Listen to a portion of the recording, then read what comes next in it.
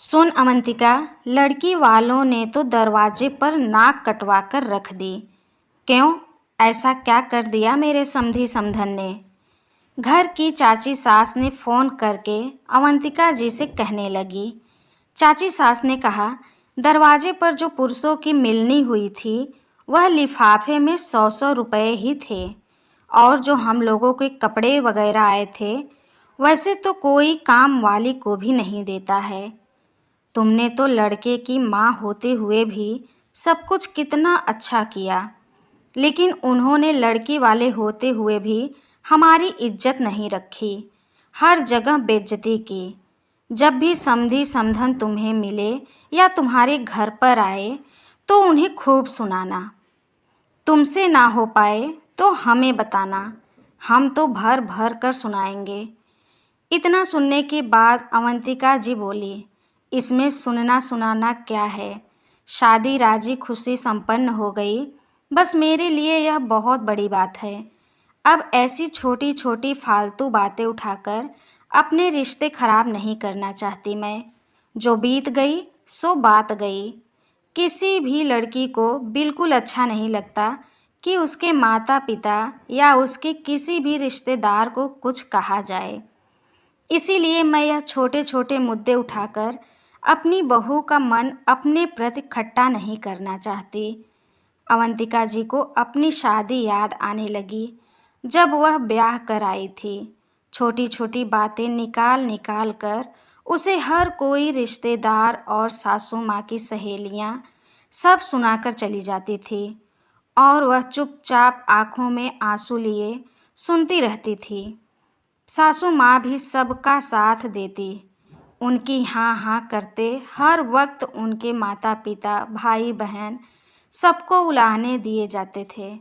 शादी वाले दिन बारिश ने सारी व्यवस्था बिगाड़ कर रख दी थी। इसका भी सारा दोष अवंतिका के पिताजी को दिया गया। रिश्तेदारों ने खोज खोज कर दोष निकाले, जो अच्छा था उसे भी बढ़ा चढ़ा कर बुरा बताया। हर वक्त उठते बैठते उसके मायके वालों को उल्टा सीधा बात सब बोलते रहते। ऐसा लगता था शादी क्या हुई, लड़के के माता पिता को कुछ भी कहने का सर्टिफिकेट मिल गया हो।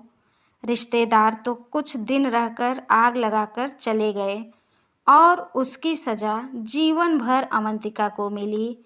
उसे मायके नहीं भेजा जाता, चिट्ठी पत्र लिखने पर भी रोक लगाया जाता।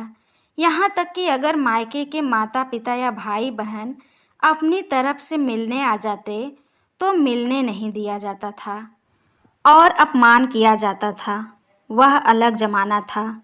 आज भी कोई शादी की बात करने लगता है तो उन्हें अच्छा नहीं लगता, क्योंकि उनकी शादी से जुड़ी कोई अच्छी यादें तो किसी ने बनने ही नहीं दी। बस बुरी यादें सब हर समय उसे सुनाकर याद दिलाते रहते थे। उस शादी ने जिंदगी भर की टीस दे दी। अगर उस समय उसके सास ससुर ने रिश्तेदारों की बातें ना सुनकर अपनी बहू के माता पिता की परिस्थितियों को समझकर उन्हें पलटकर जवाब दिया होता तो उनकी हिम्मत कभी नहीं होती अवंतिका के मायके वालों को कुछ भी उल्टा सीधा कहने की और शादी की व्यवस्था पर उंगली उठाने की। लेकिन वह लोग खुद ही तैयार बैठे रहते थे। उन्हें यह बिल्कुल नहीं चिंता थी कि इन सब बातों से बहू के मन पर क्या गुजरती है। किसी भी लड़की को उसके माँ पिता भाई बहन बहुत प्यारे होते हैं, और कोई उन्हें बुरा भला कहता है तो उन्हें बहुत तकलीफ़ होती है, लेकिन कोई यह बात नहीं समझता। लड़की के माता पिता तो होते ही हैं अपमानित होने के लिए। अवंतिका पुरानी सोचों में गुम थी।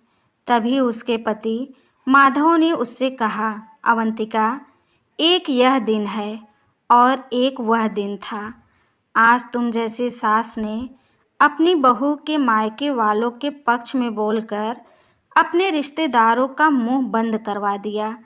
एक मेरे माता पिता थे जो रिश्तेदारों की बातों में आकर तुम्हें मानसिक रूप से कितनी तकलीफ देते थे।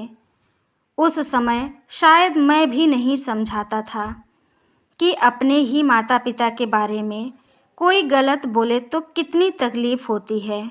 छोटी छोटी बातों को बड़ा बनाकर जिंदगी भर का तकलीफ़ दे देते हैं। यह रिश्तेदार किसी को भी इनकी बातों में ना आकर अपने पारिवारिक संबंधों पर ध्यान देना चाहिए। यह रिश्ते ऐसे होते हैं जो जिंदगी भर हमारे साथ चलते हैं। आप सही कह रहे हैं माधव। मैंने तभी सोच लिया था कि मैं ऐसी सास बनूंगी जो हर परिस्थिति में अपनी बहू का साथ देगी, कोई कुछ भी कहे।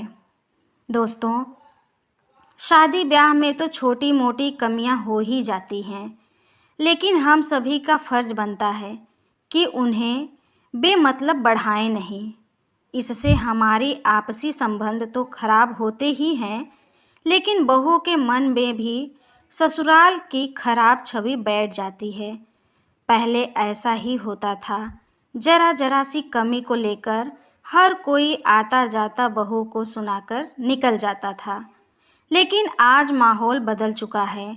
आपसी सहयोग करते हैं और शादी जैसे पवित्र दिन को यादगार बना देते हैं। अपनी बहू को कभी ना परेशान करें, बेटी माने और हमेशा प्यार करें।